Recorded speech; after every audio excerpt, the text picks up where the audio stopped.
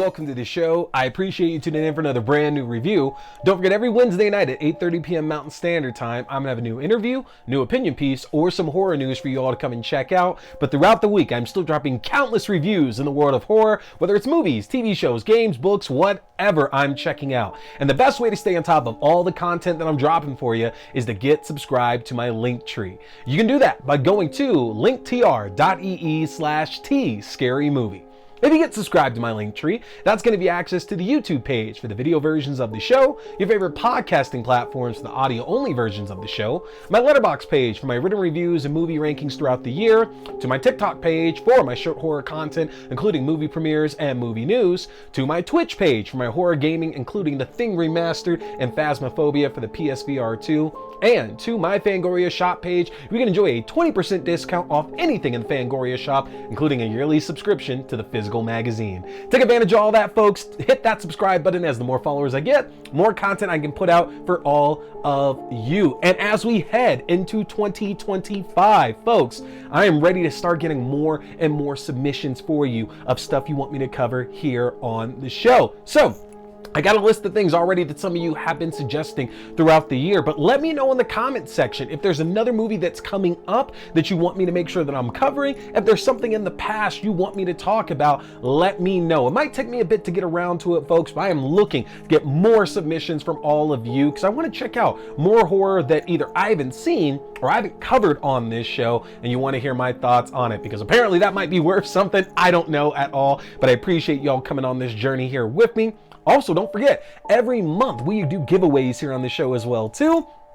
This month, we are giving away a copy of the novelization of X as written by author Tim Wagner. Folks, you know how much I love Ty West's X. It is a fantastic film. That trilogy as a whole is one of the better horror trilogies that we have got it in quite some time at this point. And Tim Wagner's novel very much fills in a lot of the blanks that you might feel that there were in that first film. If you want to know the thought process coming from a lot of those characters, if you want some more motivation, so the reason why folks are doing things that they do, if you want to get a few more secrets that might have been hinted at in the film but not fully expanded on, this is where you gotta go. Now, Wagner also wrote the novelization of Pearl, which just came out a couple weeks ago, and written the novelization for Maxine as well, that's gonna be coming out here in just a couple months too. So if you want to get a leg up, make sure you're commenting on any video I've put out in the month of November, and I'm gonna be drawing this next week to announce a winner. That's right, this coming Wednesday night, I'm gonna be talking about Tim Wagner's adaptation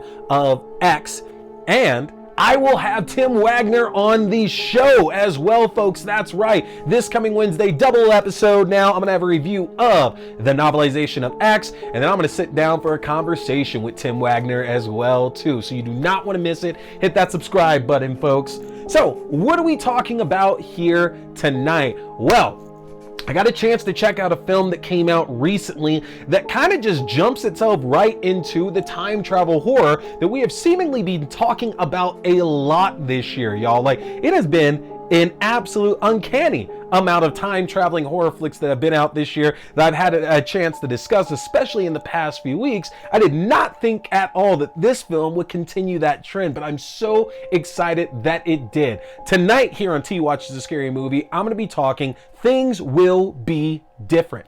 Now, if you haven't seen this film before, we're just going to jump right on into things here. Things Will Be Different tells the story of siblings Joseph and Sydney on the run from the police after a botched robbery with $7 million in cash. Joseph and Sydney hole up at a farmhouse that contains a safe room that will take them out of their timeline.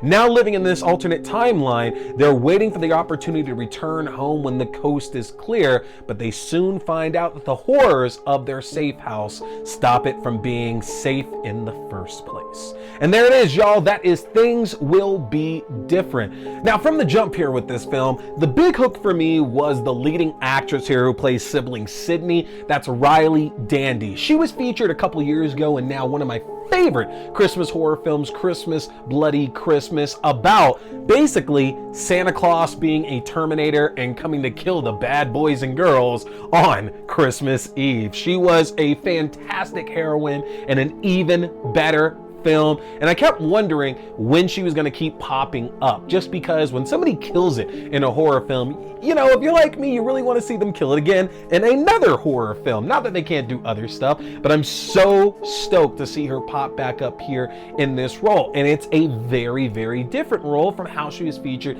in Christmas Bloody Christmas. You know, that film itself was very much tongue-in-cheek. It is very much a send-up of 80 horror flicks and action films, and is very much over the top. And she played into that as well too. She is a fantastic hero in that film, but it is a very, very over the top movie. And if y'all have seen it, if you haven't, go and watch it. It's on Shudder. It is amazing.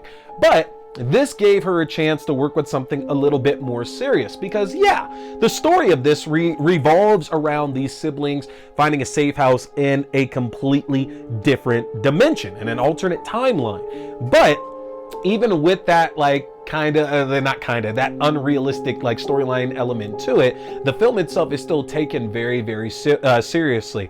Adam David Thompson, who I know from A Walk Amongst the Tombstones, which I was just talking about that film in another review like a few weeks prior. Now again, there's so much synergy in the films I've been talking about over the last few weeks here, but Adam David Thompson plays sibling Joseph, and we can tell that there's obviously some estrangement between the two of them. There have been some problems in their relationship, whether that be recently or it's been a case to where they haven't been around each other in quite some time. So this stems from something younger in their childhood. And we don't exactly get an expansion of that knowledge earlier on, but it's also not necessarily needed. We know that things are very tense between Joseph and Sydney. And Sydney gets involved in this robbery because she has a little girl to take care of, and money like this could obviously set her and her daughter up for the rest of their lives. But obviously this is a really, really big situation to be involved with, and it's not just something that, you know, you could typically just walk away from. Like, we see that in films all the time, centered around robberies with, you know, this kind of money, to where folks always walk in thinking it's going to be a simple job, and everything, whether it goes according to plan or not, will be so easy to walk away from. And of course, that's the crux of everything, is that you can't just walk away from a heist like this. And so when they get to this alternate timeline, which we're not really given the exact information on how this all came together. You know, Joseph got this information from somebody involved in this heist, and there's some alluding to the fact that he might have been set up, that this might all just be some kind of giant experiment, and with him kind of revealing the information about the robbery, him and Sydney basically got pulled into something that they never should have been a part of in the first place. And the film, for the most part, stays away from the sci-fi elements of it.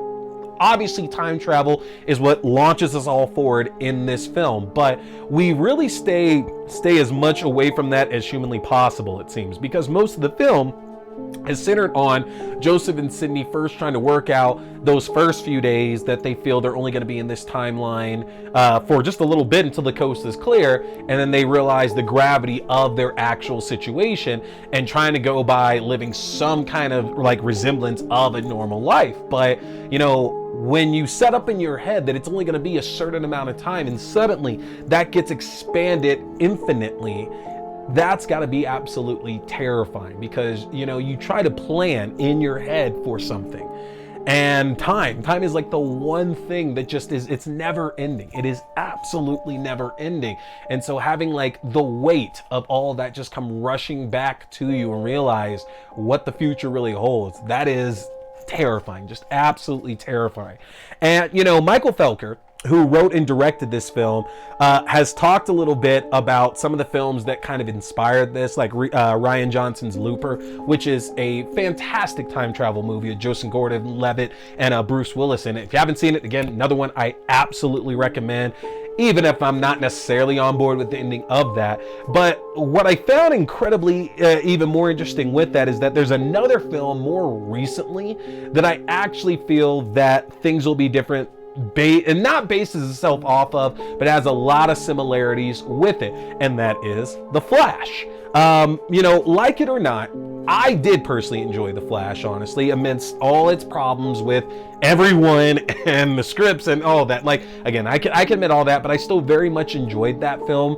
But that film's message of sometimes like these terrible things happen, and by you wishing that you can go back and change it and then actually doing that, you just make things worse. That you have to hold on to what you got and enjoy the time you got to spend with these people and these moments and these places and these things, and focus on that rather than trying to get back something that you never had in the first place, because you lose everything else in that attempt. And I'm not going to dive in about how that directly correlates here to things will be different, but if you have seen The Flash, you are absolutely going to notice some glaring similarities. And of course, I don't necessarily think that Felker here saw The Flash oh, we're going to put that into it there, but it's hard not to argue that you are going to see a couple of the same things in those films represented here. Things will be different though, far deeper in what it has at stake and what it's trying to tell its characters, who have this broken relationship as it is. And there is more strife than that at play here. And I very much enjoyed the fact that the film doesn't let you forget that it's a co-led film. Earlier on, because of my recognition, I definitely gravitated more to Riley Dandy, her character Sydney in this one. But as I did that, I felt that I wasn't really giving Joseph a fair shake to kind of see things through his point of view. So watching the second time, I made sure to kind of step back a bit and try to catch it from both angles. And that definitely brought a whole nother level to this film that I didn't think was possible at all. This is very much a deep film about family and what you'll do about family. And the running theme here, that Sydney especially just kind of jumps into things without thinking about it, without worried about the consequences of it, without really putting a plan together, and seeing how a lot of times that ends in disaster is something that gets brought up consistently throughout the film. And we find out it's not just Sydney who has that problem. This is very much an issue that both siblings deal with, and there are some life-changing consequences that come out of that line of thinking that they have. Was not expecting this much from a time traveling horror film, but it very much also brought me back to a film like Time Crimes, which I've raved about on this show here before, and about how our lead character in that, every time something gets screwed up, we see him going out of his way to trying to fix it, and just consistently making it worse and worse and worse. And that's how a lot of these time travel movies really have to work, because the honest truth about it is the lesson I said, that sometimes you have to hold on to what's in front of you and enjoy that, rather than trying to go back and change things that you never had in the first place, because you lose more by trying to replace it. So Things Will Be Different had a great message to it. It's very haunting.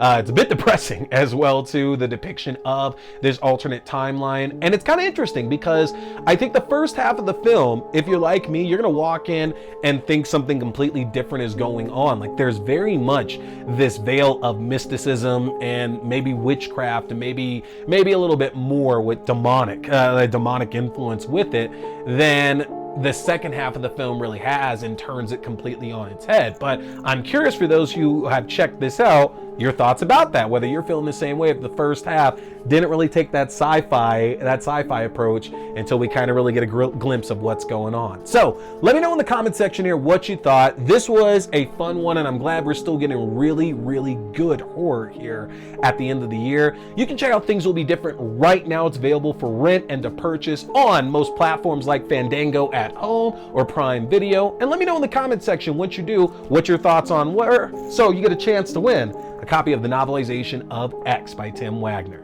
That's going to do it for me tonight though, folks. I appreciate you tuning in here for this review. Hit that subscribe button. I got more great stuff coming for you, including an interview with author Tim Wagner. Thank you for tuning in tonight, y'all. My name is T. We've been talking scary movies. Stay scared.